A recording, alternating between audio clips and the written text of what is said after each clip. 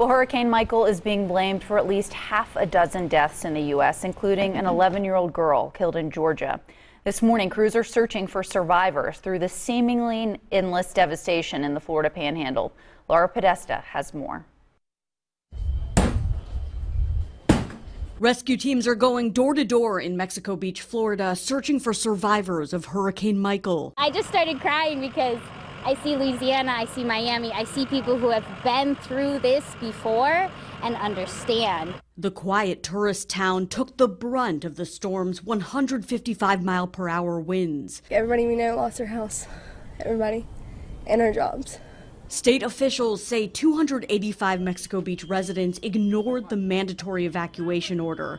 That includes Dawn Vickers, who says the storm knocked her house off its foundation. I noticed that things seemed to be moving outside, and I thought that trees were going by, and I realized it was our house.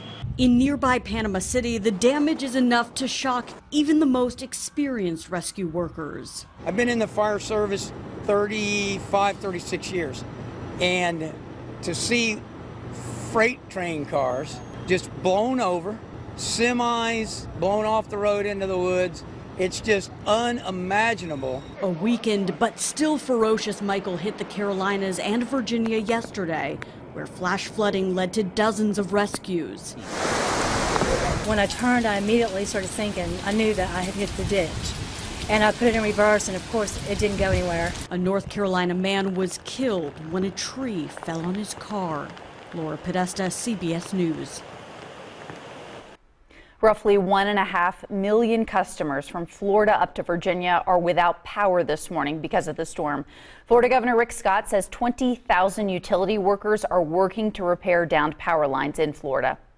There's cleanup going on in western North Carolina after continuous rain from Michael caused landslides in several counties. In Polk County, part of Holbert Cove Road are down to one lane this morning.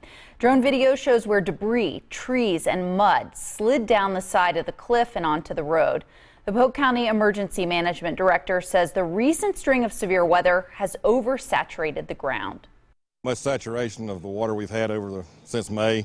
It's not taking much rain at all for landslides to happen anywhere. This area was, this low wasn't hit last time. It was on up the road a little bit further, but as much rain and stuff we've had, it don't take much rain at all for instability of the land here to start sliding. DOT crews will take the lead on the cleanup, and officials believe a portion of Holbert Cove Road could be closed for at least a week. Well, crews work through the night to try and clear a landslide in Buncombe County. All right, check this out. A picture of Old Fort Road before it was cleaned up. Crews tell us that water rushed down the cliff, bringing mud and debris with it, tearing down power lines, making the road impassable.